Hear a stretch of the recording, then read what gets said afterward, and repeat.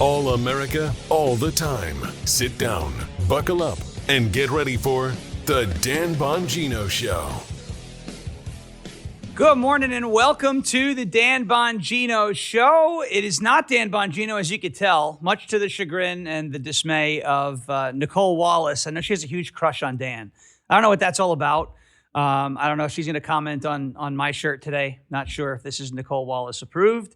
Unfortunately for there she is.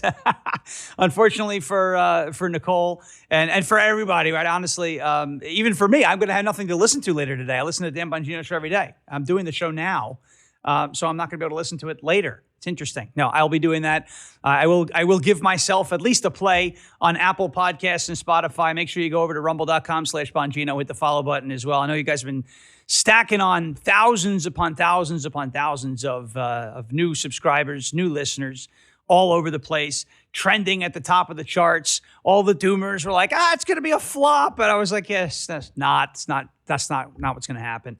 I know I'm not the man you're looking for, Nicole, but just so you don't get any ideas, okay? I'm happily married, so let's keep those eyeballs up here, please. Focus, listen, keep them. It's out of your mind. Okay?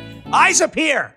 All right. Listen, I listen to this show every day. For those of you who don't know me, my name is Shawn Farash. I host the show Ungoverned on LFA TV. I always tell people I have the toughest job in the world because I stream at the same time as Dan Bongino. I didn't do that on purpose. It's just the way it is. The best part about it is, though, I get a lot of people who tell me, oh, my gosh, you sound like Dan. It sounds like you listen to him a lot. It's true. And we're both live at the same time, so you can't accuse me of any stealing his stuff, okay? That's the best part about all that. But it's a good idea. For those of you who don't know, I was, the first time I listened to Dan Bongino, I was stuck in Memorial Day traffic on the Tappan Zee Bridge. Any New Yorkers in the chat understand the Tappan Zee Bridge? It's not the Mario Cuomo Bridge. It's still the Tappan Zee. I was sitting in traffic, heading up to my friend's house. I needed something to listen to. I needed something to take my attention off of the fact that there was some just absolutely awful traffic that I was sitting in. For those of you who've ever been in the car with me while there's traffic, you don't want to be in the car with me while there's traffic. I have done damage to my to my vehicle because of traffic. I actually punched the GPS screen because Google was trying to be funny. It was like, there's a slowdown ahead. There it is. There's the Tappan Zee. They say it's the Mario Cuomo Bridge. If you're not flipping off, if you're not flipping off the Mario Cuomo sign on that bridge, you're not going over that bridge the right way. But I turned on the Dan Bongino Show for the first time ever on that bridge on the way up to a great Memorial Day weekend. And that was the first time I'd heard him. He was flipping out about Spygate. I said, this is unbelievable. This is my new favorite show. And that was 8 years ago. So now 8 years later, I never thought that this would be possible. Sitting where my favorite creator, content creator, commentator, has sat before on his microphone. I'm eternally grateful for this opportunity. I'll be with you here till tomorrow. Today and tomorrow. Dan is back on Wednesday. But this is a really cool moment for me. So I appreciate obviously being given this opportunity. And I hope you guys enjoy everything that happens today. We have a good show for you prepped. So, in good Dan Bongino fashion, seeing as how today is Monday, we'll start with a little weekend update. It was an incredible weekend. I'm in Tennessee now. My wife is in Tennessee as well. She's back home. She's amazing with our three cats. I'm sure they're like, what is going on? They're used to me streaming in our own house. They probably hear everything going on. I have no idea what's going on. But over the weekend on Saturday, my wife and I, again, she's always there, everything that I do. And I know sometimes the situation may not be very comfortable, but she's just incredible. She was out there with me on Saturday. We were door knocking for a local candidate running for sheriff, whose name is Kenneth Barrett. This is me speaking for myself, not for anybody else here, but Kenneth is, he's become a good friend. His family, they're an incredible group of people. And he's running for sheriff of Rutherford County, Tennessee. And the reason why we decided to get out there and pound the pavement for him, obviously, a year ago, right around this time, we were swatted. We had a false SWAT called into our home, guns drawn, the whole 9 yards. And so we bumped into Kenneth at an event in November and started, talking to him. I said, Brennan, look, he's running for sheriff. It's a very important position for us. She said, yeah, it's great. We started talking. Well, it was a great conversation that I had with him. One of the things that I noticed about him was that he paid attention to everything, not just I was saying, but because I had performed that night. I did a little bit at this event called T-Bones in Politics. It was a lot of fun. We have a lot of fun. But we were talking before the show about if I ever got selected for jury duty, this would be a great way to get kicked off the jury. He's guilty already. You could do whatever the hell you want. He's guilty. By the way, we're going to have so much fun tomorrow, St. Patrick's Day. I've got a whole thing that's been playing through my head nonstop. Most people are like, I hear voices like in my head. It's kind of weird. Sometimes I hear Trump in my head. It's strange, but it does happen. It's just a day in the life, I guess, a couple of days in the life. But I first met this guy in November, Kenneth Barrett, very attentive to the people he was speaking to. Not just me, I was on the stage the whole 9 yards, but he was very attentive to so many people that he was talking to. And I picked up on that. It's not just the campaign for him. He's actively running to serve this community, 28 years in the Rutherford County Sheriff's Office. So, that's obviously exciting to see that. He's achieved many promotions and is all about leadership and accountability. The other thing that I noticed or that really caught my attention was one of the men he was with that night. When I told him that, hey, you may have heard of me, you may have heard of us. If I give you my address, you may understand a whole lot more. He said, oh, I remember that. I told him about the swatting. I remember that. He said, what I found weird was because they called in a fake 911 call, said that I murdered my family, right? And they said that I was getting ready to commit suicide by cop. And I heard the 911 call. We were able to get a copy of it. But he said the one thing that kind of stuck to him, this was a guy who was with Ken Barrett this night in November, was that there was only one call. None of my other neighbors reported hearing gunshots. So to him, that felt strange. And so I said, wow, if it wasn't for this guy who picked up on that abnormality, that anomaly, there could have been a different scenario, a different outcome there. There could have been aggressive knocking at my door. There could have been someone getting spooked. I have no idea how that would have gone. But when we spoke to Kenneth and we spoke to his team, and we spoke to this gentleman who basically told us that he picked up. I said, this guy surrounds himself with good people. And I think we would do well by supporting him. We met with him a few more times. We bumped into him a few more times at a few more events. And so last Saturday, Brennan and I and a whole bunch of door knockers took to some neighborhoods in Rutherford County, Tennessee. And we knocked on doors because as Dan Bongino says, talk is cheap. It's the do that matters, right? The do matters. And I was met with a lot of comments online that, for an influencer to be out in the real world, like this is really significant. It's not a lot of people do that. Scott Pressler and all this. It should not be like that. It should not be like that. If you truly care about the country, if you care about things that are more than just clicks and views, then get out and do some work. And by the way, this live chat, the live chat over at LFA TV, full of activists, full of people. We take calls every Friday, full of people who, they want to make a difference in their community. I get calls. We've got folks who are running for office in all different states, working on campaigns in all different states. That's how we take back the country. That's how we do this. That's how we actually make a difference. And so it kind of made me upset to hear that not a lot of people go out and do these things in the real world. And maybe we could serve as an example that, hey, you can have some fun. You can get your steps in. You could do you could do some real work and make some change in the real world. I did get a few comments that were like, oh, did anyone recognize you on your, when you're on their doorstep? Did you do Trump for a few people? Like I did it for a few people, but nobody did recognize me. And that's okay, And that's why I think you deal with a bunch of these folks with huge followings that would never be caught dead knocking on a stranger's door, campaigning for a local candidate, right? Not because they're afraid of having a conversation or because they don't want to do a little hard work, but they're afraid of realizing this simple truth. that there is a real world out there. There is a real world out there. Offline, guys, where your clicks and your views and your hot takes and the clickbait and the doomerism, I call it deli counter politics, right? There's a real world where quite literally none of that matters. I don't care if the person whose door I'm knocking on recognizes me online or not. It doesn't hurt my feelings. But for some, you know it would. For some, you know it would. How dare you? How dare you? You don't know who I am. You're not genuflecting at the views that I put up on my podcast. I don't even want to talk to you. You're just not informed. Well, that's just that. We had a great time door knocking over the weekend, and we look forward to doing that again next weekend in Rutherford County, Tennessee. So if I do knock on your door, I'm not trying to sell you anything. I'm just trying to talk to you. And if you see me on your Ring camera, I promise I don't bite. All right? So there it is. A little weekend update.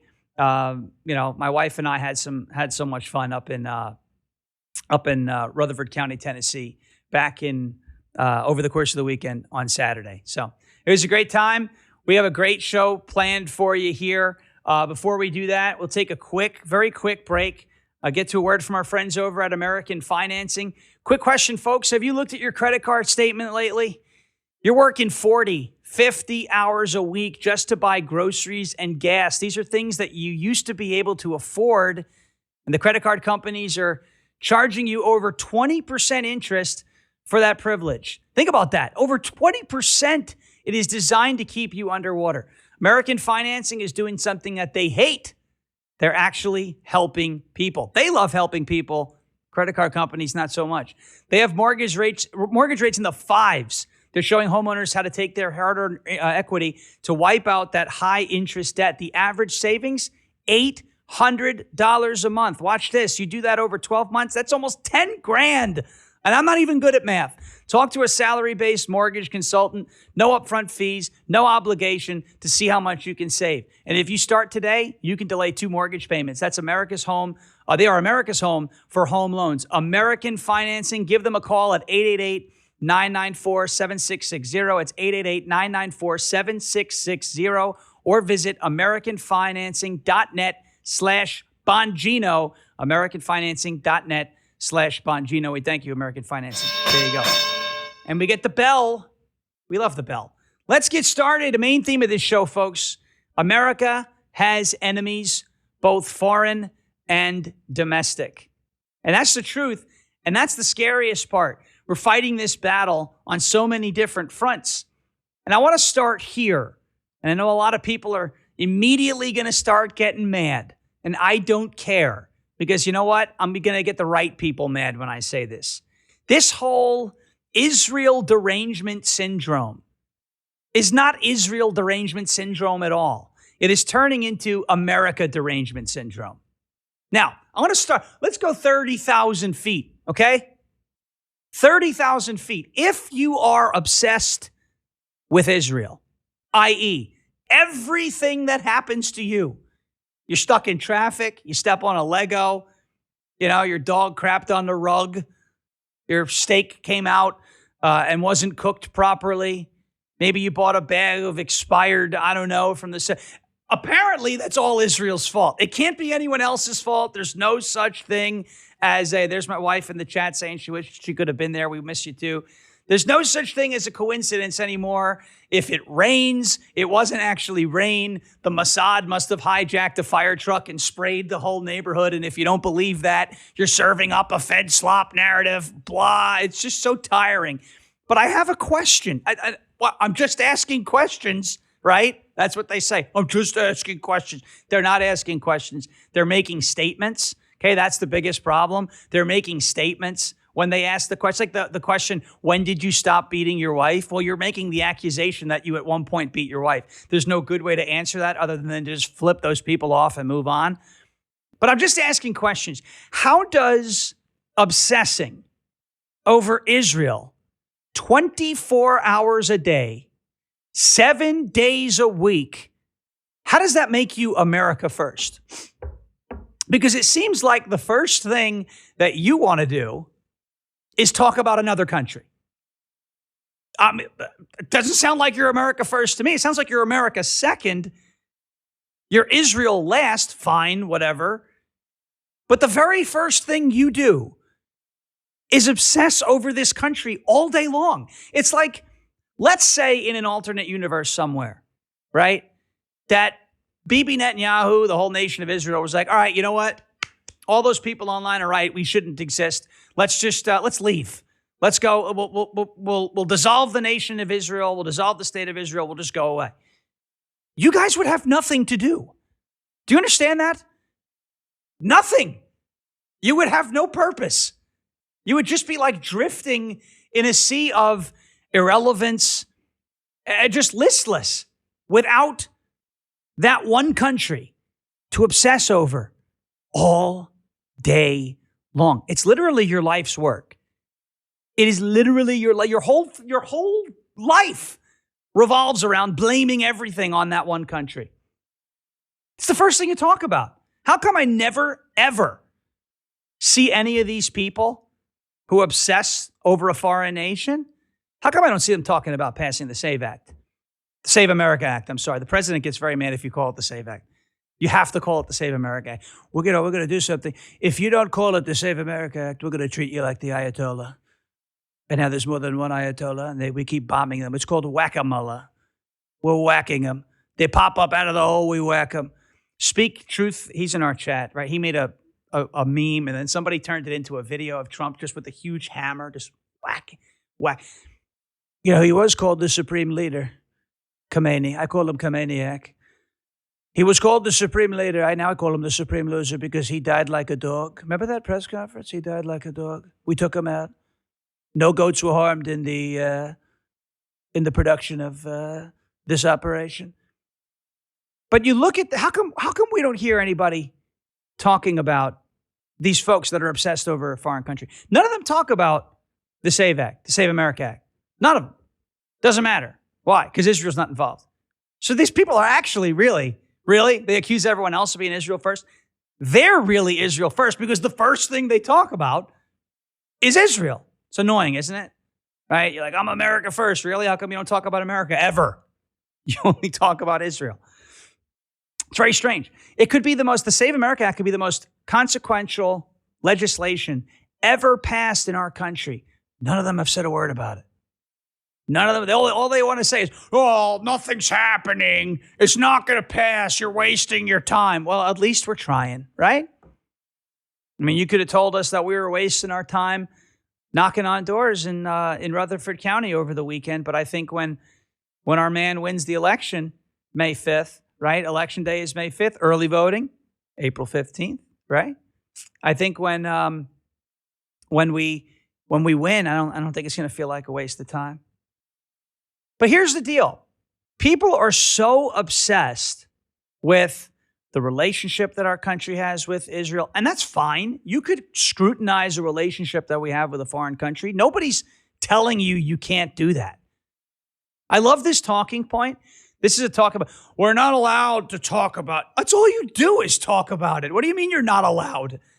If you weren't allowed, you'd be like in jail or something, right? There would be negative consequence. Now you have, is it Tucker who's saying, oh, the CIA is reading my text. Well, maybe don't text, your dinner plans to terrorists. That might be a good idea. Yeah, if you're not, chatting it up with the IRGC, they may not be reading your text. I'm not sitting here telling you that I love the surveillance state. But if you're talking to somebody who the government doesn't like, and for good reason, they've called for the assassination of our president. They're responsible for thousands of American deaths over the last nearly 50 years. Like, that when you speak to that person or that group, that they are most likely, those messages are most likely not going to be kept private. Let's be real. Okay? But then again, is it actually happening? Remember when he said, I was detained in Israel's airport. We saw the video of him being detained, and it was like, selfie time. What the hell? I couldn't believe when I saw that. And there's people who are like, oh, you're not reading the situation properly. You just don't understand. You don't whatever. Out of his mind. Yeah, I think the CIA should investigate that toupee that's sitting on top of his head too, by the way. It's pretty nasty. Anyway, this Israel derangement, the fact that the United States has a good relationship with Israel, is turning into America derangement syndrome. I want to pull up this article on the Post Millennial. Did you hear about this kid, this TikToker, who apparently was like giving coordinates for Iran to strike U.S. and Israeli targets? And like, yeah, he was on Google Maps. I get it. And it was that they say, oh, well, it's not just U.S. targets. It was Israeli targets, and it's open source stuff. But you've got this Ethan Levins, and I'm not going to play his video because, you know, why give it that? Why give that the exposure, the video with the coordinates? Why further what I'm already telling you is a bad thing? But do you understand how this has evolved from being upset that we have a relationship with Israel to now putting our men and women in harm's way? Like, do you understand? Can I ask, how does giving U.S. military targets to our enemy, how does that fit into the America First platform? That's a serious question, and I've never gotten an answer from that. How does giving U.S. military targets to our enemy, who, by the way, regularly chants death to America, how does giving them coordinates to those targets put America first? How does that fit into your America First platform? The answer is it doesn't. Even the slow on intake liberals, I call them soils, even those people understand probably not a good idea, right? Probably not the nice thing to do. Probably not the best thing to do. So you have this, and it's just bizarre. And there are people who, you know, take up this mantle of, Israel derangement syndrome that are now drifting into America derangement syndrome that think that this kid did nothing wrong. Like this is a problem, and it should be investigated. If I had family in the military that were, you know, either attendees or technicians on those sites, I would be furious. So like, yeah, you're damn right that there should be an investigation into what this guy did. And if he broke any laws, well, then you prosecute him. I don't know if he did. I don't know if he didn't. By the way, and I also like this. There are people who are saying, Donald Trump's starting a new war. It's a new war. Okay. All right. And then they say, well, it's not treason. It's not treason because the United States isn't actually at war with Iran. I said, well, you just said that Donald Trump started a new war.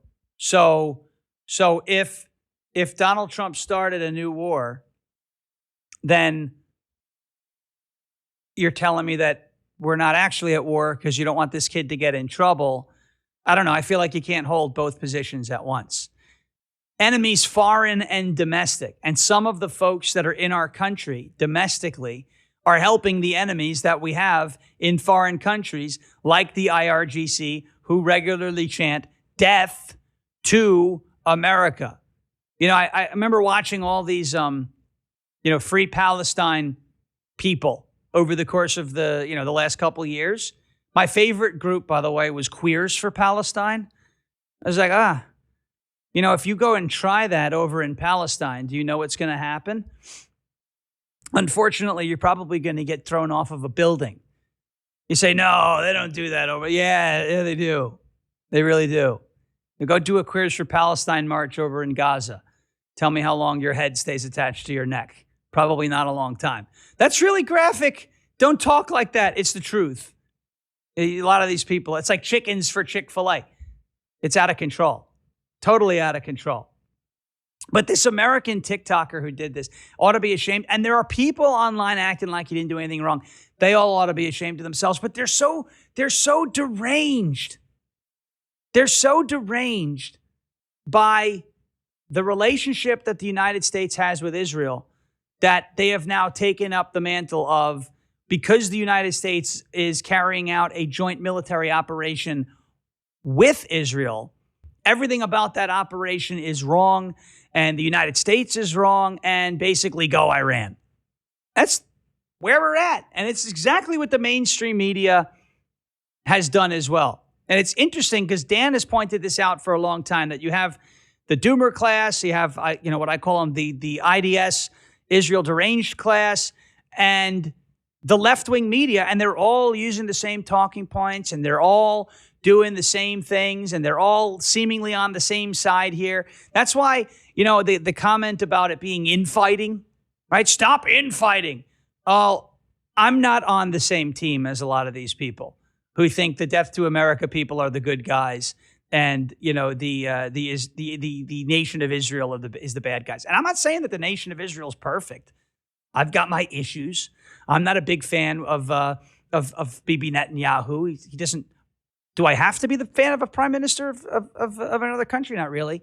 And they were a little too socially liberal for me on a lot of issues. That doesn't mean I don't want them to exist. And it doesn't mean I don't sympathize with the Israeli people, the folks over there who call that place their home, who have every right to defend themselves. Apparently, you don't have the right to defend yourself. Well, let's move into this, though, because you have the threats abroad, right? The threats over in Iran, okay?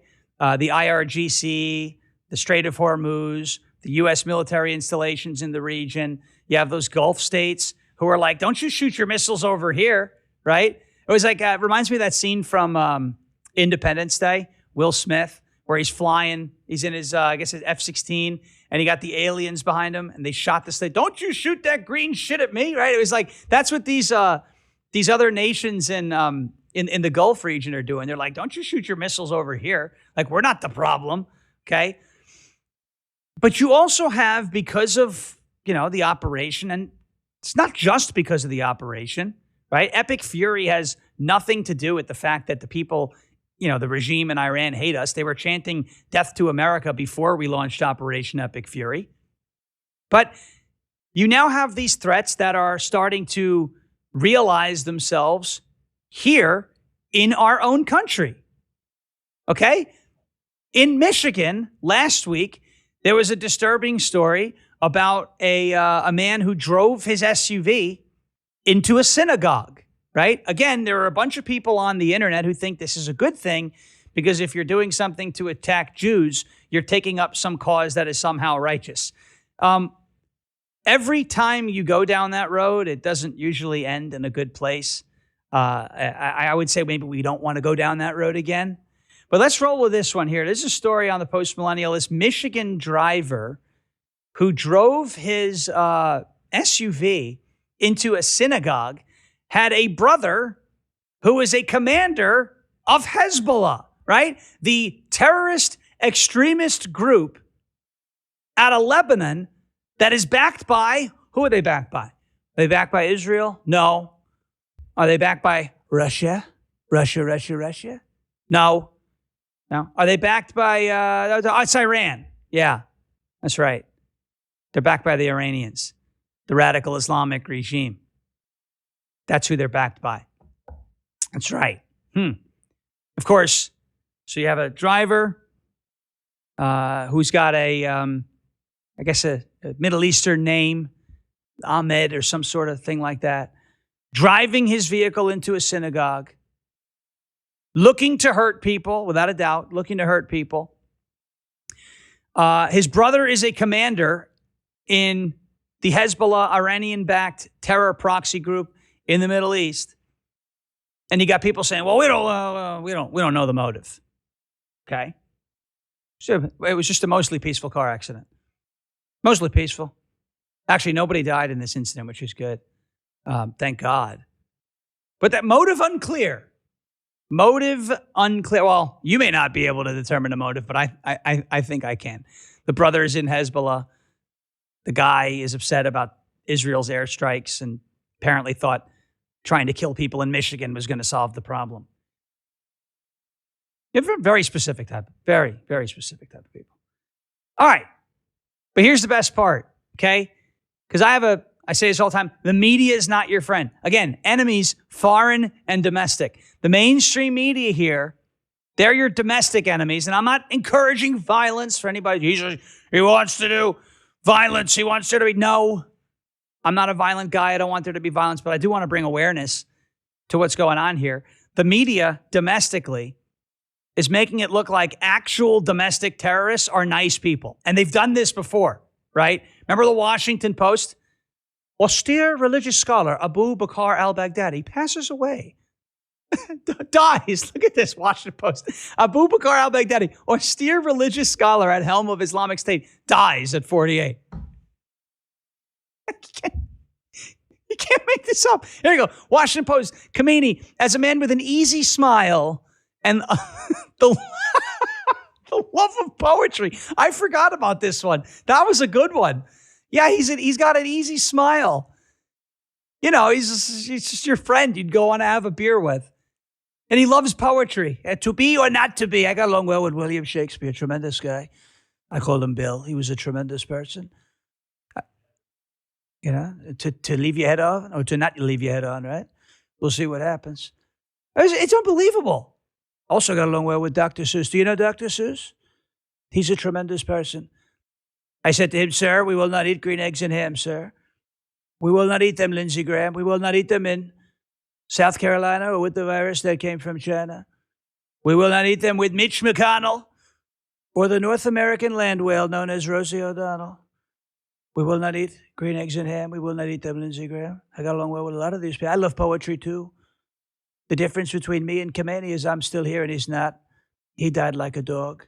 But the mainstream media, this driver, this terrorist, whatever you want to call him in Michigan, check out how the New York Times referred to him. I can't read it with a straight face. I can't read. New York Times describes the suspected Michigan terrorist. He's just a quiet restaurant worker. No big deal.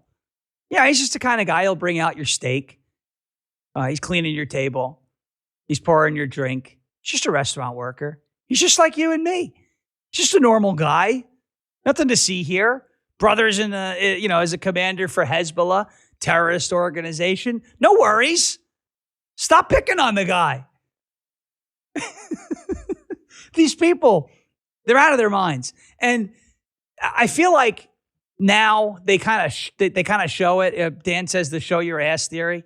And I've taken that a step further. It said when they show us their asses, it's dirty and gross and unwiped.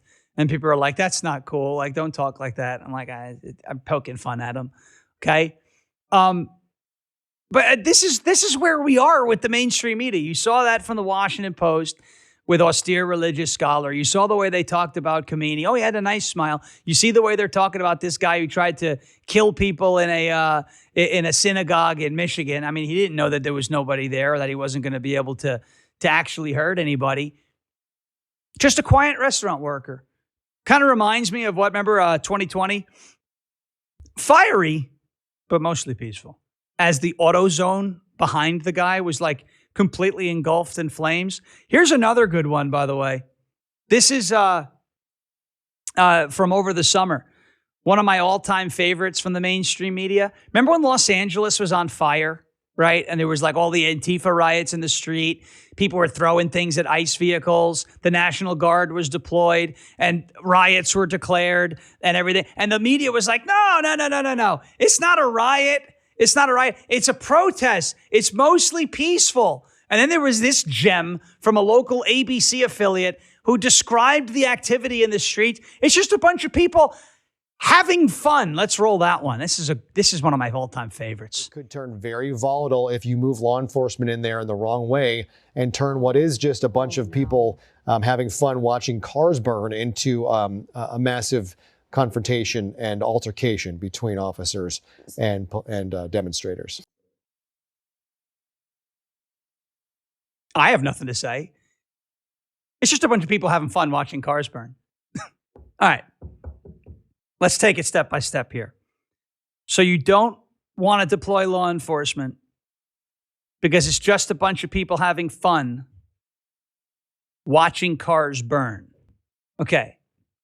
So a bunch of people having fun is not a reason to call law enforcement. You're right. But can I ask how the cars started burning in the first place? Who did the cars get together? Because these cars are getting smart these days. You have Tesla could like drive themselves, these Waymos and whatever, right? Did the cars like organize before that and be like, yo, you know, it'd be really cool. Let's light ourselves on fire, right? Like, people will really love to come watch us burn. Did the cars meet and decide to do this consciously? No.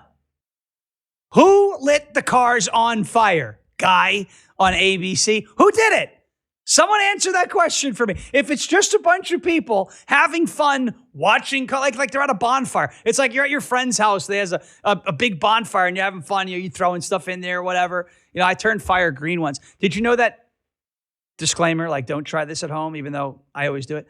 If you take roach killer, it's a boric acid, the boric acid base, like the powder, and antifreeze, and you mix it together. I'm not encouraging anybody to do this, but I'm telling you, this is what happens. You mix it together and you throw it in a fire, it turns green. Ask me how I know that, because I did that. Actually, one of the first times I met my wife, I flew down to Florida and I was like, Brennan, I'm going to turn your fire green when we're in your backyard. She's like, what are you talking about? I was like, we got to go to Home Depot. I got to get boric acid, roach killer. I got to get some antifreeze and we'll do it. And it was really cool. It was like, you ever see Game of Thrones? Where at the wildfire, it was like that. It was really cool. I'm a little bit of a pyromaniac, just a little bit. It's fun. I've never gotten burned. Well, I've gotten burned, but I've never gotten burned severely. Anyway, a bunch of people having fun watching cars burn. That's the way the mainstream media characterized what you saw on your screen. It was a riot. It was terrorism. It was destruction. It was not peaceful. Maybe it was fun. It was probably a little fun, you know, for those guys in the moment. But they're saying don't deploy law enforcement because something bad may happen to the people who lit the cars on fire. Good. Put them in jail. Bunch of people having fun watching cars burn. Late night TV, by the way, the mainstream media, as we said, enemies foreign and domestic. They are a domestic enemy, propagandizing the American people on behalf of our foreign enemies. Of course, the late night TV hosts, hey, they don't want anything to do with Operation Epic Fury because Donald Trump did it. If Joe Biden meandered his way into Iran, right? If Joe Biden, hey, look here, folks, we're going to go to war with Iran. And we're going to, anyway, if Joe Biden did it, they'd be saying, oh, look at him. He's such a decisive president. He's taking action against the Iranian regime. Stunning and brave. 94% of on-air time following Operation Epic Fury are these late-night hosts mocking the United States. Okay, you could agree with the war. You could disagree with the war. That's fine. We live in a country that abides by the First Amendment. I love the First Amendment, okay? Free speech. Congress shall make no law that abridges that. I love it. Say what you want. Have your opinions. It's no problem, okay? But can we get back to at least this mindset, right?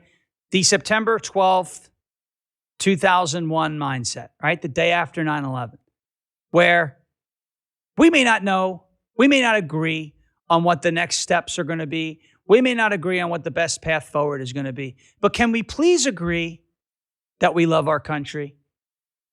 Can we please put down the politics for just a second and go the route of like Toby Keith and be like, let's put a boot in their ass, right? And just show them who's boss.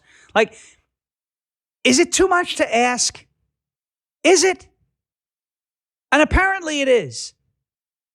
And this is why nobody watches these late night shows. Colbert is about to go. Kimmel was crying after the whole Charlie Kirk fiasco, right? Where he attempted to blame conservatives for it, which was out of control. Can we at least get to a point, please, where like, we just agree that we still live in the greatest country in the world? I feel like that question, if you asked a room full of people in, let's say, California or New York, not to say that there's no support in those places, because there's plenty of support there. I came from New York. I know that there's a lot of support there. Where if you go like a college campus, like America's the greatest country in the world. America's the great. And they'd be like, well, no, it's not. No, it's not. It's not the greatest country. Really? Where's better? Why don't you live there? Where is a better country? And why don't you live there if this place is so bad? This goes to a larger theme, by the way, where lies tend to spread faster than the truth. This gets into the whole online situation that we were talking about before, why a lot of people decided they didn't want to, a lot of people online decide they're going to take up this mantle of everything that, Israel does is bad and everything that the United States does, if they're doing it with Israel, is also bad. And then they'd come up with this bizarre thing that like we're owned by that country. And it's just crazy, absolutely crazy. Lies spread faster than the truth. You look at a guy like a Nick Fuentes, for example, okay? I hate giving him airtime, hate talking about him, but you got to point this out because there's a lot of people. What is it? 45,000 people watching. Thank you so much for being here at 10:42 Eastern time on a Monday morning. I appreciate you guys all giving us your time. I appreciate your time. Okay? These people don't appreciate your time. These online shock jocks, that's all they're doing. A lot of people tune into these people. A lot of folks will tune into a guy like a Nick Fuentes or whatever. And they're not doing it to get enlightened. They're not doing it to get informed. Like, why do I listen to the Dan Bongino show? Because I know I'm getting information that has been vetted, that has been researched. He has the Bongino rule. He doesn't want to be first. He wants to be right. I respect that. There's not a lot of people who are like that anymore. There are some. I try to do it as well. Okay, with what we do on LFA TV. But there's not a lot of people who are like that. They'll hear something and they'll run. And then it gets even worse than that. Then there's just folks that are making things up. Like that story about Erica Kirk, right? They're like, Erica Kirk was recruiting girls for Epstein. It wasn't her. It was somebody else. And that's spread all over the internet. Look, again, if you have issues with how she's handled Turning Point, whatever, voice your opinion. But stop making things up. If you really have all these great, ironclad, bulletproof arguments, then why do you have to lie all the time? Well, it's because I call it shock jock culture. It's like Howard Stern. A lot of people would tune into Howard Stern, not because they were being informed or enlightened. It's morning radio. Generally, you don't get informed or enlightened on morning radio anyway. But they were waiting for what crazy thing he was going to say next. And that's what a lot of these people are doing now online. You're being entertained, and that's fine. If you're looking for entertainment, that's fine. But the craziest part, like in the example of Fuentes, this is a guy whose followers will go out there and accuse people of covering for pedophiles and, you don't want to hold anybody accountable and, all of this stuff.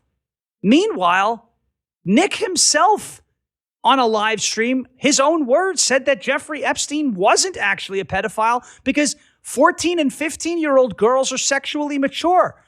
He said that. I'm not making it up. It wasn't AI. He said it. That's literally somebody running cover and defending behavior that we would refer to as pedophilia. These people don't have principles.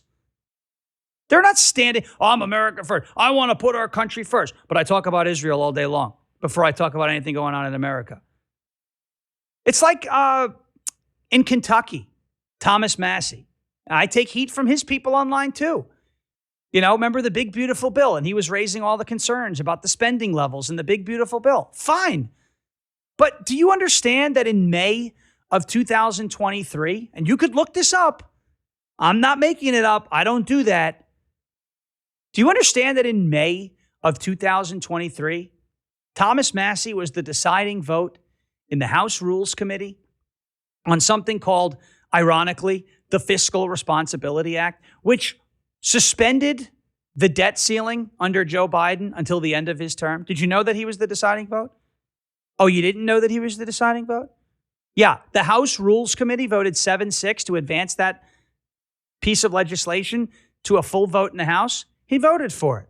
Now, his defenders, and he would tell you the same thing. By the way, he blocked me on social media, which is hilarious. But he would tell, well, I was told I was going to get spending cuts. Yeah, but you didn't get those cuts. So either you were played or you used that as a way to get yourself some cover with your own supporters. What principles? If there was ever a chance for you to stand on your principles and make a point, Mr. Massey in Kentucky's 4th Congressional District, if there was ever a chance to do it, you could have done it. You had all of the power consolidated in the palm of your hand. You could have said, I'm not voting to suspend the debt ceiling. Do it another way. You didn't do that. Instead, Kevin McCarthy promised me something. Yeah, he's never lied before. And then voted for it on the floor of the House. And that added $1.5 trillion to the national debt. This is the spending and fiscal conservative and spending hawk known as Thomas Massey. Did you know that these people don't have principles? Ro Khanna, he's another one. Him and Massey just doxed an innocent person a couple of weeks ago in the Epstein files, right? 4 people. Had nothing to do with Jeffrey Epstein. They were members of a police lineup. They doxed them. Oh, they must be covering for somebody in there. It's unbelievable. And then Massey and all these guys get upset that their names are on the master list when that's exactly what their bill called for. It's just crazy, right? They expect us to be dumb. They treat us like the mainstream media treats the American people. They think we're stupid. You guys aren't stupid. That's why you're here, okay? You guys aren't stupid. Don't let them play you. Because they're trying to. Folks, I want to be clear that the goal of what we're doing here, obviously, I like to entertain. I do my bits online and all that. But my primary goal, first and foremost, activism is in my DNA.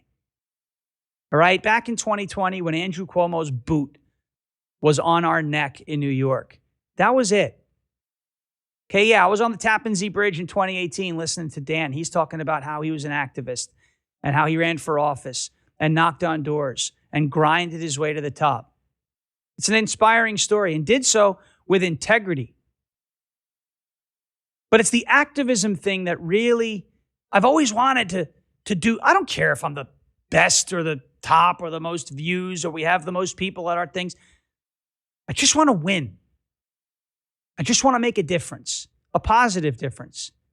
That's why my wife and I were outdoor knocking for sheriff. Okay?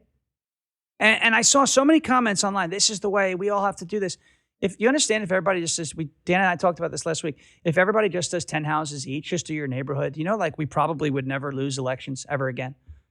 Even with the crazy amounts of shenanigans that are played with the vote. My goal is to give people information, give people a little bit of motivation. And I'm not asking you to do things that I'm not doing.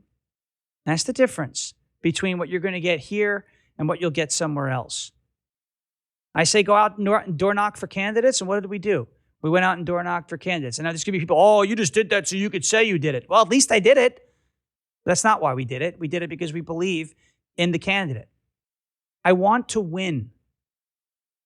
I want to keep power out of the hands of people who want to do us harm. I want to win elections at the federal level, at the state level, at the county level, at the HOA level. I don't live in an HOA. If you do, and your HOA president is one of those crazy Karens who finds you for the weed being a little too tall, draping over the sidewalk, replace her. Do something, right? Get out and make a difference. This is how we win, and that's my goal. My goal is to win. Right now, we're dealing with a situation with these Democrats. They've got about a 4.5-point lead in the generic ballot. Going into the 2026 midterms, my good friend Chase Bowes, he joined my show on LFA TV this morning. He's you guys got to look this kid up. 20 years old. On Instagram, he's at political.predictions. 20 years old, super smart. I met him at that event that I met Kenneth Barrett at too.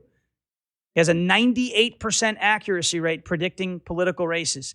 Even that special election here in Tennessee, or back in Tennessee, because I'm not in Tennessee right now, back in Tennessee's 7th Congressional District, he nailed that rate. Political.predictions. His name is Chase Bowes. The kid is unbelievably talented, unbelievably bright. He's one of us in terms of, politics, but he keeps it straight and gives it to you, just gives you the numbers, right? Straight on, whether it's good news or bad news. So we were talking about the Senate. We're talking about the House. Check him out. But the fact of the matter here is this 4.5 point or so deficit that Republicans have in the generic ballot, it's not insurmountable. We can win if we focus on just that, winning. I always ask this question. You know, James Carville made it. He came up with a phrase, right? I think it was him. It's the economy, stupid, right?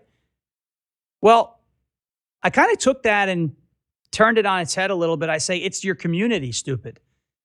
Do you know anybody? Could you go into your phone? I check your phone. Anyone in your contacts who, if you ask them the question, do you want to live in a safe community or an unsafe community, would answer with, I want to live in an unsafe community. I don't know anybody who wants to live in an unsafe community. Not a soul. Well, if that's the case, and that's really one of those 80-20, it's probably a 95-5 issue. There are 5% of people who are like, yeah, I want to live in an unsafe community because I get the chance to be in a tough neighborhood. And ooh, good for you. It's not good for your family, right? It's a 95-5 issue. You understand that the Democrats, right? The Democrats are the ones that are making your communities less safe.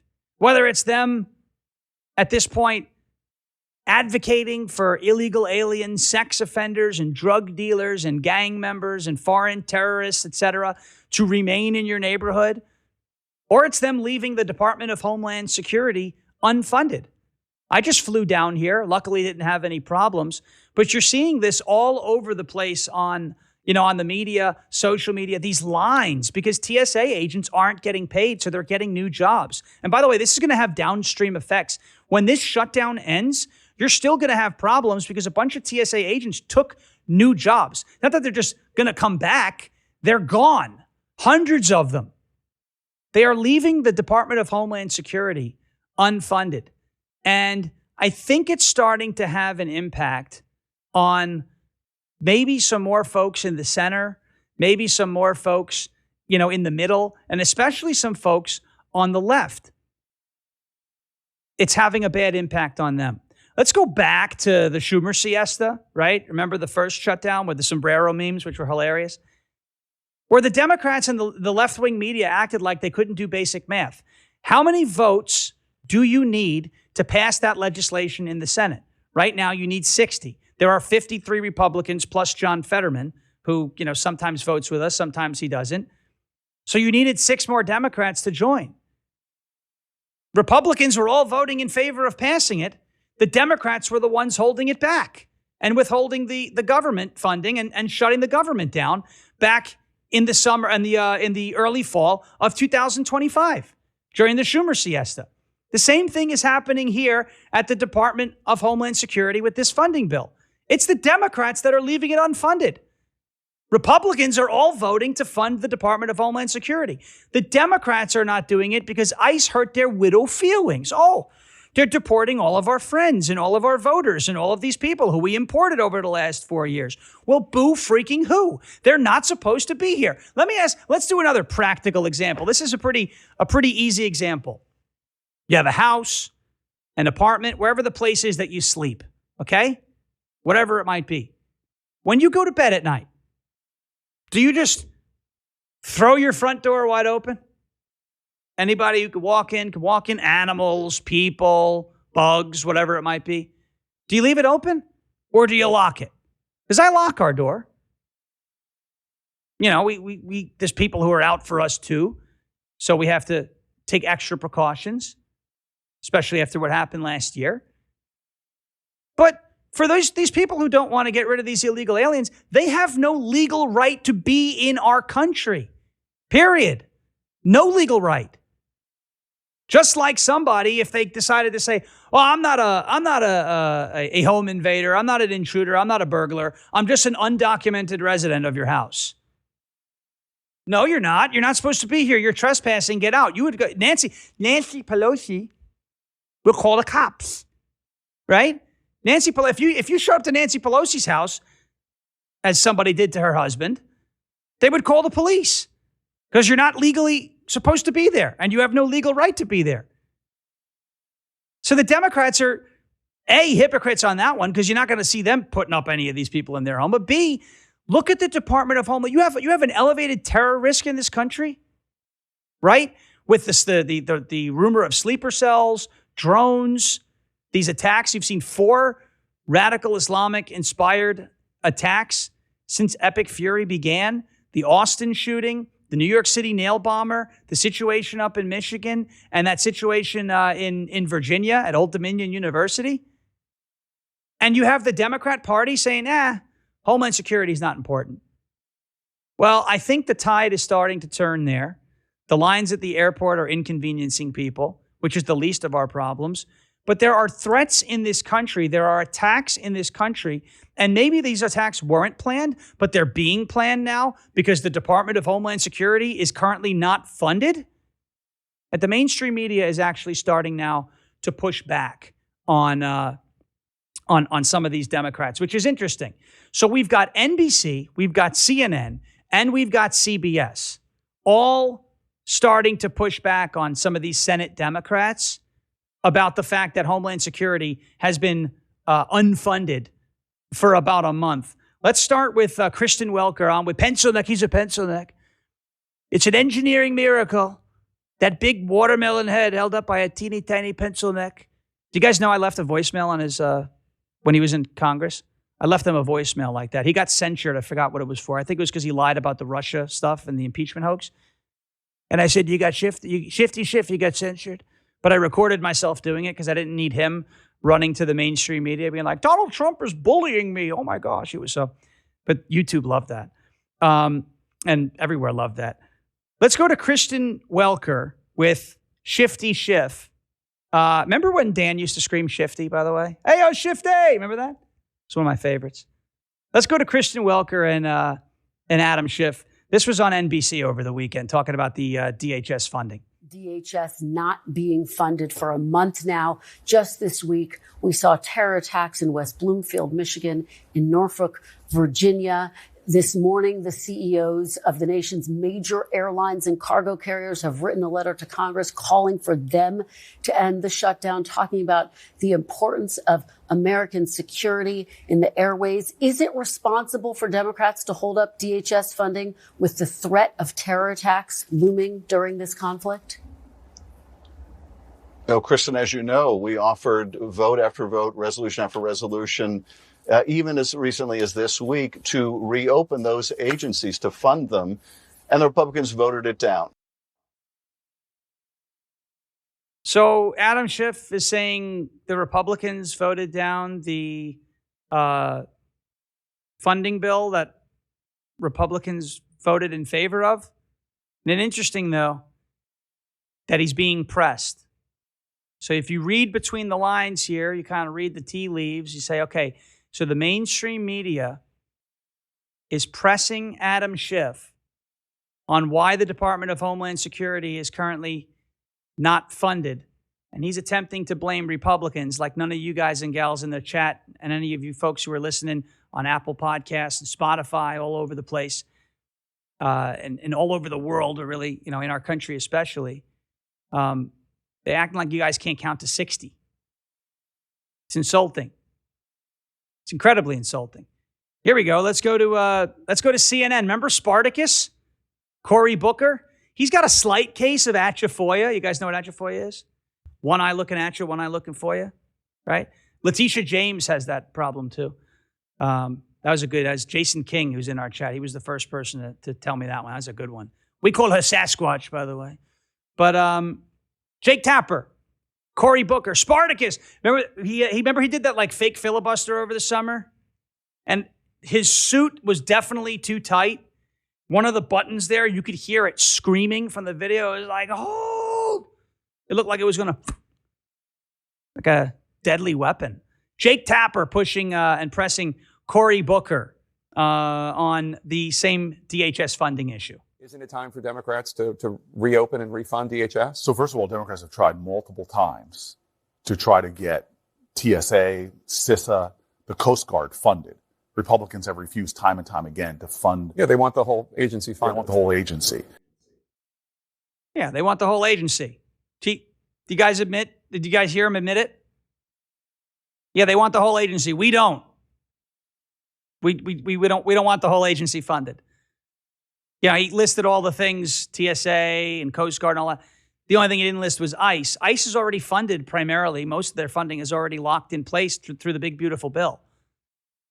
This is a stunt, guys. This is them trying to look like they're resisting.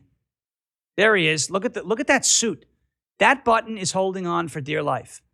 That button, you see it dead center? Look at that. Now, if you were standing in front of him, you're going to want to get out of the way, because if that thing pops off, you could get seriously hurt. That button was like, oh, help me. I could hear that button screaming from here. His life has never been the same. He served valiantly, that button. All right. Yeah, let's go to CBS now. Margaret Brennan, who is the famous, I don't really care Margaret with J.D. Vance. Remember, like right after they won? And she was like, oh, well, some of these illegal aliens, some of these people, they're not bad people. He says, I don't really care, Margaret. I don't want them in our country. Well, here's Margaret Brennan, a total hack, with Mark Warner on CBS talking about the DHS shutdown. We have airline CEOs faulting Congress for not paying TSA agents. I've got video of TSA workers on food lines because they just missed their second paycheck, half paycheck last time, full paycheck this Friday. Why can't your leaders break this deadlock? Margaret, I think we should. And what we have offered is let's pay TSA, let's pay FEMA, let's pay the National Guard, the Coast Guard, let's pay CISA. I'd even say let's pay Customs and Border Patrol. If we can't agree on ICE reforms, let's pay everybody else. Then why aren't you doing that? You could say, hey, I think we should do this. And then, it's like if you have a flat tire and be like, we should change the tire.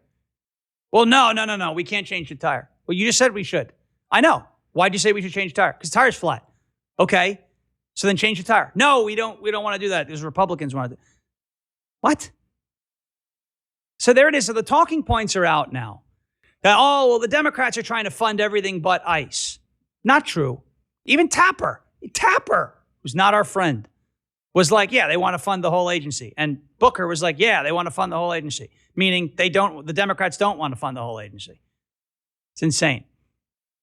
Finally, and again, and this goes into a lot of, it kind of coincides with what we talked about in the beginning of the show, right? These people who are putting America second in favor of talking about a foreign country all the time. The Democrats, obviously, over the course of the last 4 years or so, 2021 to 2025, prioritized illegal aliens over everybody else. Okay? I mean, you gave them free food, you gave them free housing, free transportation, free health care. Bernie Sanders loves that. Health care. We will not have $15 an hour. Bernie, crazy. I love that cranky communist sometimes. He's such a, remember the meme with him with the mittens? Well, he was like, it's cold out here. And I'm not used to this, even though I came from Vermont. Now, they prioritized the illegal aliens. They prioritized all these folks who, are not supposed to be in this country to begin with. And now they're putting you in harm's way. Listen, I'm not going to tell you that I'm the biggest fan of TSA. And there are a lot of people who I respect in the space, content creators, hosts, etc., who I've heard them make the argument that TSA is unconstitutional. That's fine. We can have that discussion. But while going through TSA is a requirement to get on an airplane, I would like to have that agency funded. If we think it's unconstitutional and we want to eventually get rid of it, you could follow the process to do that. The fact of the matter is the Democrats don't care that they're putting you in harm's way. And they actually diverted and allocated a ton of funding during the Biden years, right, to go to DHS for illegal aliens. Here is one of Dan's favorites too, an overall great guy, Maze Moore, It's Mazemoore on X. The man, the absolute man, a legend. Like, I feel like he's like the internet watchdog. If you said something and then you changed your mind on that something, right, somewhere down the road, like within a short period of time, and didn't explain it, he's going to be like, well, here's you in 2021 and here's you in 2025. He does a great job. Mazemore found this clip, put this one up, of Alejandro Mayorkas during the Biden years, talking about all the funding that's going to DHS for these illegals. But the Democrats couldn't give a damn about funding DHS right now to keep you safe amid all these terror threats. Let's roll this clip. We are bolstering the capacity of local governments and NGOs. Last week, we announced the distribution of an additional $332 million to support communities along the southern border and in the interior of our country. We now have the Shelter and Services Program that we in the Department of Homeland Security will control. FEMA is going to be playing a pivotal role in our Shelter and Services Program that is poised to distribute $363 million to cities and communities in need of funding. We're grateful to Leader Schumer and Congress for the Emergency Food and Shelter Program funding in the omnibus this past December of $800 million. A lot of money going to the bad hombres. And now they're holding money back from DHS. And you, whether you're left, right, center, up, down, north, south, east, west, whatever color you are, whatever planet you're from, if you're in the United States of America, you are right now a victim of this nonsense that the Democrats are putting you through. Again, enemies, foreign and domestic. And you may have some enemies that were once foreign that are now domestic, that we have less resources funded that can possibly stop them from killing Americans, thanks to the Democrats.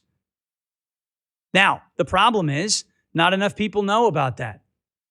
I bet you, again, we say deli counter politics, these politics in the real world, right? Not enough people know that the Department of Homeland Security doesn't have funding right now. If you went into a supermarket, I bet, and went up to, like I said, the deli counter, you got people waiting for their boar's head, okay?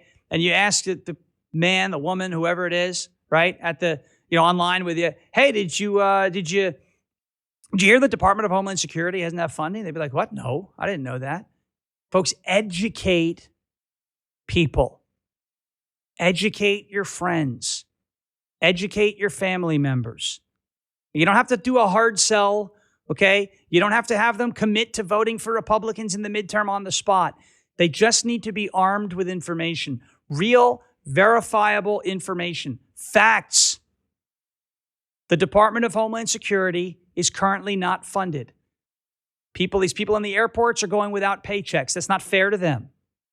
And it's not fair to us that in a period of time where we're pretty damn vulnerable, that the Democrats don't seem to care and are leaving a very, very important part of our government left without the resources and funding it needs to operate. It's not good. Not at all. And the media, up until this point where we had these little bits of pushback, haven't cared at all. Could you imagine for just a second if the script was flipped and the Department of Homeland Security was not funded under Joe Biden and there was a terror threat, what the media would be doing? 5-alarm fire, their hair would be set ablaze. There would be crying. I'm sure Martha Raddatz would find something to cry about because she cries all the time. I'm sure you would see. And by the way, they would be right to be upset that the Department of Homeland Security isn't funded amid a terror threat.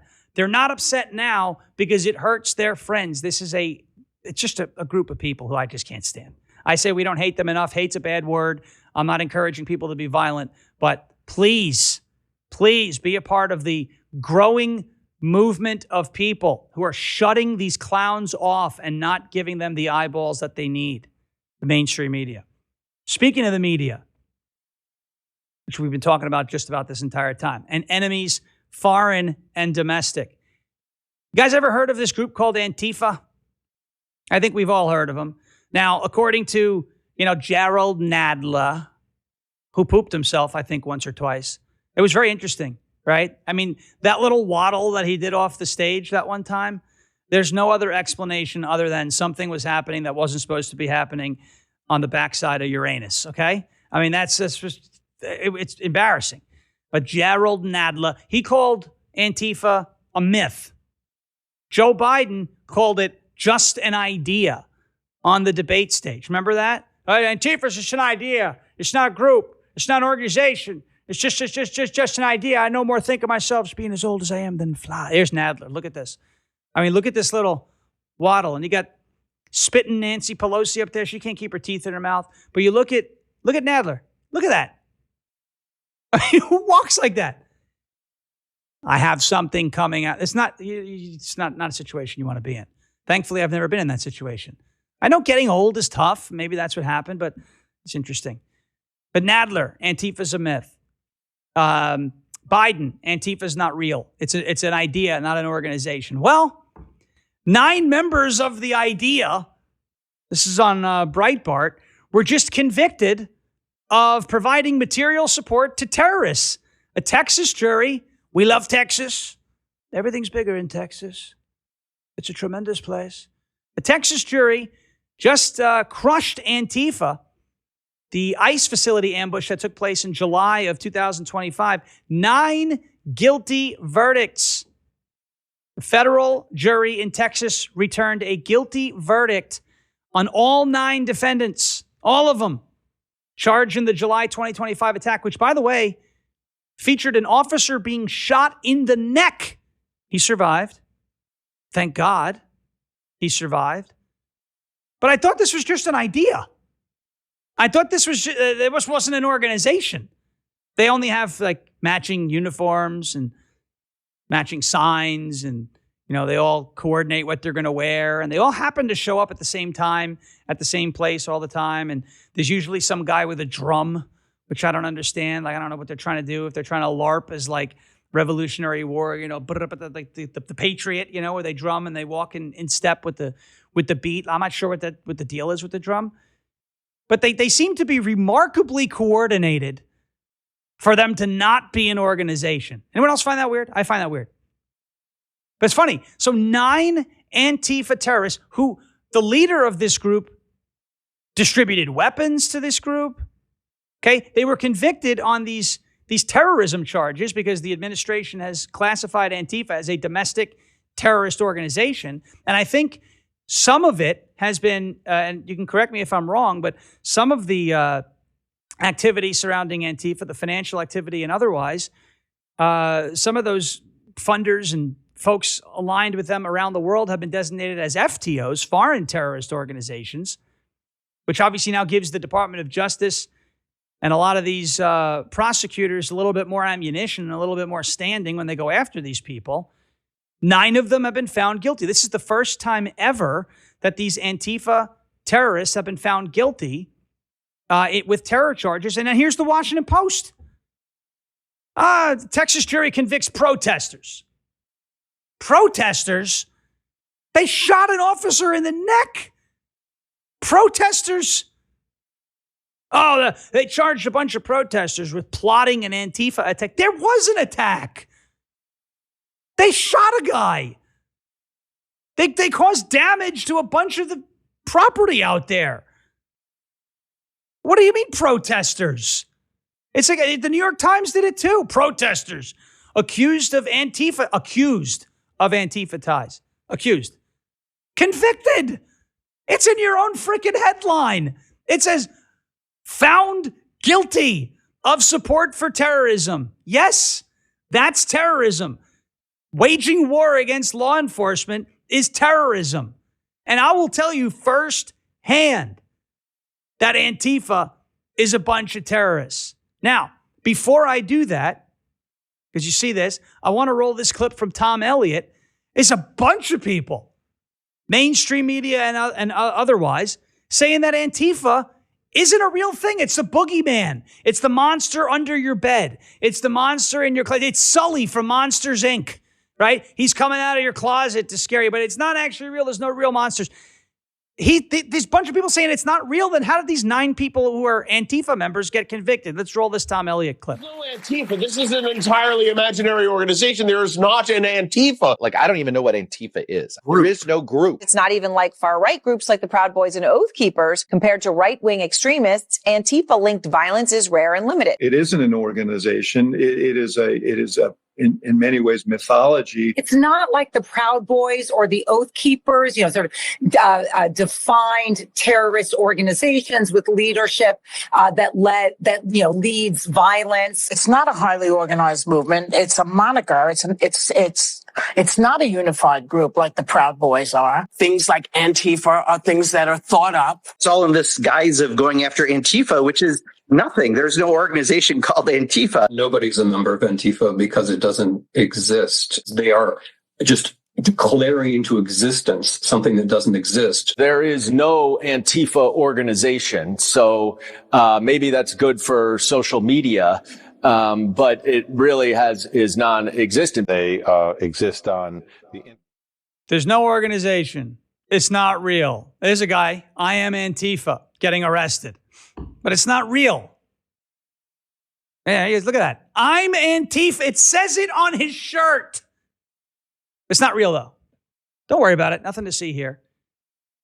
Yeah, these guys are going to like this. These aren't the droids you're looking for. Somebody's got to do something about Antifa and the left, because this is not a right-wing problem. This is a left-wing. This is a left-wing problem. White supremacists. Antifa's an idea, not an organization. Oh, you got it. Yeah. They've taken the Obi-Wan Kenobi Jedi mind trick, okay, to another level. Not only are they telling you that these aren't the droids you're looking for, they're now telling you you're not even looking for droids. You're looking for something completely. Go look for something else. Move along. By the way, Return of the Jedi was on last night on FX. I just have to say, I feel bad doing this in Dan's absence, but the Ewoks are not more annoying than Jar Jar. I have to say it. I just have to say it. Jar Jar is the most annoying character. I don't like the Ewoks. And I do find it interesting that, Palpatine in the Death Star is like, well, I sent a legion of my best troops and they got beaten by, teddy bears throwing rocks. But beside the point, I did watch Return of the Jedi last night. It was always fun to watch that. Let me tell you a little story. I had a personal run-in with Antifa. This is real. Again, activism is in my DNA. I loved it. We did something in 2020, the loud majority did. We called it the Fifth Avenue filibuster, right? So we took a massive caravan of about 300 to 400 vehicles into New York City with the Trump flags on it in the 2020 election cycle. Trump was sick with the China virus. Think about it. It came from China. Well, quick detour. You know what I found weird about the China virus? It was interesting. The toilet paper thing, right? So there were these people that were hoarding, the toilet paper. And in New York, there were some folks who were hoarding the toilet paper in the store and then selling them in the parking lot at a premium outside the store. Like, I love capitalism. It's great. But they were like, I need 48 rolls of toilet paper. I need 96 rolls of toilet paper to survive 15 days to slow the spread. And I was the only person in New York who was like, if you need 96 rolls of toilet paper to make it through 2 weeks, you have a much bigger problem than COVID. Yeah, I was just about to say, like, you must be Jerry Nadler. That's or you have a family of like 40 people. But anyway, so during the COVID era, 2020, Trump had COVID, and we did what we called it the Fifth Avenue filibuster. But we weren't calling it that online. We were saying we were going to go do a caravan past Gracie Mansion. All right. I even had the NYPD, their like intel guys, fooled. They called me and he said, oh, this is Officer so-and-so with the New York Police Department. I said, cool, name and badge number. I got to make sure you are who you say you are. He was like, what? I said, you got to do that or I'm not telling you anything. So we verified him. And he said, what was that about? I said, well, we're not going to Gracie Mansion. So he's on the phone going, well, that's not what your event says online. I said, I know. The reason why my event says we're going to Gracie Mansion online is because that's where I want the bad guys to go. He's like, wow, that's real smart. How long have you been doing this? I said, a couple weeks. But it was a dummy route. So we said we were going to Gracie Mansion, and on New York City's Antifa group was posted about, we're going to meet these guys, because we were also doing a food drive. We wanted to bring food into a food pantry in New York City because we were like, look, Republicans aren't bad. We're feeding the people that AOC thinks don't exist. But they were like, well, we'll help you with our food drive. So Antifa in New York City on that weekend, October 4th, they were planning on lining the sidewalks where we were supposed to be with frozen cans of tuna fish that they were going to try and throw through our windshields. That's not a joke. Like, that was not a joke, man. It's not a joke. It was on, like, in their forums. We had people who were infiltrating and keeping up on it. So this NYPD intel guy was like, okay, so if you're not going to Gracie Mansion, like, where are you going? I said, well, we're going to Trump Tower. And we plan on stopping and, all that. So we fooled them with the dummy route. Well, Antifa was very upset that morning that we were coming into the city. Somebody did something. I don't know. One of them must have got my phone number because my phone that morning was getting texts. I mean, I'm talking about hundreds of texts every couple of minutes to the point where I could not send a text message off my phone. So they were trying to screw with our communications. Okay, these people are not, it's not just an idea. Ideas don't do that. People and organizations and groups do that. Okay? But we got into New York City. They were waiting for us at Gracie Mansion. They were very unhappy that we didn't show up there. And so then, of course, I'm driving home and I do a little video driving my truck home after we had dropped a bunch of food off at a food pantry and a bunch of cases of water off at St. Patrick's Cathedral, right? To say, hey, not only are we coming in here, stopping up traffic for a little bit, but we're doing something good also. The food pantry was in AOC's district. I said, well, today we have done more for this district than AOC has done her entire time in Congress. But on my way home, I took the video out and I was like, yeah, it was a dummy route. You guys all went to Gracie Mansion. Sorry we missed you, but, dummies tend to fall for dummy routes. They didn't like that. So then they doxed me and I started getting death threats. Again, these are terrorists. These are not, it's not, ideas don't do that. Groups do that. Organized groups do that. Really, really just nasty, nasty people. And I'm happy to see that precedent has now been set to start holding some of these guys accountable on terrorism charges. It's a very nice thing to see. All right. I want to leave you with some good news. Obviously, we're getting close to the end of the show today. Iran appears to be caving on the Strait of Hormuz. They said that the only ships that are not allowed through the Strait at this time are U.S. and Israeli ships. U.S. and Israeli ships don't use the Strait very often, according to this piece on Red State. So that is some very good news as we see it there. Hopefully the overreaction to all of this war in the Middle East with the gas prices starts to settle. I think a lot of it, honestly, is there's some manipulation involved. I think it's ridiculous. Hopefully it starts to settle as the Strait of Hormuz starts to open up. And here's some really good news. So for those of you who watched the Olympics, and I'm wearing my my Islanders hat. I'm a big Islanders fan. Let's go Islanders. I'm sure I'll get some messages about that. Rangers, I had some guy in the airport actually in Nashville. I was like, oh, I didn't know there were any Islanders fans left. And I was like, and you are? And he goes, I'm a Rangers fan. I said, so could you remind me who won the season series this year? That's right. We swept you guys. Let's go Islanders. It's all good. I'm a big hockey fan. And I've become an even bigger hockey fan over the course of the last couple of years because those seem to be the athletes that are the most connected and most relatable to what, like, how normal people are. You see what I'm saying? Like they make, in terms of their salary, it's like they're like the lowest paid of the four major sports in the country, and their leanings, the common sense, they're proud to be American, all this. They work hard, they grind. Like, the life of a hockey player is not cushy. I remember there was this one media guy who was like, oh, it's just these white guys with these cushy jobs.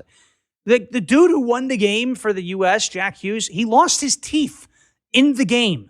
Like, the teeth are on the ice still, okay? But you saw the U.S. women, and they beat Snow Mexico in the Olympics, right? They beat Canada in overtime. You saw the U.S. men, Team USA, Connor Hellebuck, Jack Hughes, all of them. They beat the Snow Mexicans, the Canadians, in the gold medal round in the Olympics. And so now the Paralympics are going on, and the United States Paralympic team beat Canada again. That is the Triple Crown in Olympic hockey. Let's go, USA. I listened to it on my way to the studio today. I will be listening to it all day today. I will not be listening to it tomorrow because I have a rule about listening to Lynyrd Skynyrd before getting on an airplane. Obviously, because the majority of that band died in a plane crash. We don't want to do any bad vibes. But I'm listening to it all day today. Fire up Freebird. If it was up to me, you know, they have all these people who want to kneel for the national anthem. I would make it punishable by, I wouldn't say death, but like something very inconvenient, maybe itching powder or something. If you kneel for the national anthem, you get like itching powder poured in your bed. But I would make the live version of Lynyrd Skynyrd's Freebird our new national anthem of the country, which means you would have to stand for all 13 minutes and 47 seconds. I think that's how long it is. I might be wrong, but it's a long song. That would be the new national anthem. You don't know how good you had it for just a quick Star Spangled Banner. Anyway, thank you, Shawn, Team USA. I don't know if you're a baseball guy, but we just beat Canada on Friday in the WBC as well. So this may be unpopular. I hate the World Baseball Classic. I love the World Baseball Classic. I think we can't be friends anymore. That's it. This relationship's over. That's it. Justin he's my mortal enemy. No, I don't like the World Baseball Classic, but I'm rooting for Team USA. But yeah, we beat Canada in that sport too, right? Yeah. And they also lost to the Dodgers in the Canada just never wins anymore. Okay? Hey, if you're from Canada, just understand. On my show on LFA TV, we have some Canadians. They're nice, but we call them 51s because 51st state. If you're a 51, understand, you would win if you were a part of our country. But I'm kind of getting a little cold feet here, bringing in this nation full of a lot of liberals and Frenchies. You know, it's like maybe we'll do territory status where like your senators and all that, they don't count or anything like that. Well, like kind of like what Puerto Rico does. Anyway, USA, love it. Congratulations to the U.S. hockey team and the Paralympics and the U.S. baseball team, World Baseball Classic. I hope they win that tournament. And the sooner that tournament is over, the better, at least for me. I don't like it. I want my regular season to start. Go Texas Rangers. Anyway, I want to say thank you to the entire team here for making this possible. I am back here tomorrow. Dan is back on Wednesday. It is St. Patrick's Day tomorrow. We're going to have a lot of fun with that. I got a special shirt that I'm going to wear specifically for Nicole Wallace because I know she's the shirt judge. I don't know if she's going to like it as much as she likes some of Dan's shirts, but I will be back here tomorrow. Please give us a follow on Apple Podcasts and Spotify. It's been an incredible, jump up the charts on Apple Podcasts and Spotify. Just search for the Dan Bongino Show. You can give my show a follow too. It's called Ungoverned. Anywhere you get your podcasts, if you just hit subscribe, we'd greatly, greatly, greatly appreciate that. We've seen a huge surge thanks to the kindness and generosity of Dan having me on his show a couple times. Huge surge in new eyeballs. Appreciate everybody. I don't care how many views I get, how many clicks I get, how many follows I have. That doesn't matter to me. I just want to win, and I want to win with all of you, and I want to help all of us win together. Make sure you follow us on rumble.com/Bongino, my show on rumble.com/LFATV, and we will be back here tomorrow. You got Vince at 8 a.m. tomorrow morning and Haley Karania coming up at noon Eastern, rumble.com/Vince, rumble.com/Haley. My name's Shawn Farash. I'll be back here tomorrow for St. Patrick's Day. Have a great rest of your Monday. Thank you for your attention to this matter. And now we're going to go raid Steven Crowder. Hey there, I'm Vince. I'm Haley Karania. Host of Vince. Host of Scrolling with Haley. You can always catch my show right here on the Bongino Report channel. Live, 8 a.m. Eastern, weekday mornings. Noon weekdays. And if you miss it, no worries. The show will always be right here and anywhere you find a podcast. Thanks for watching.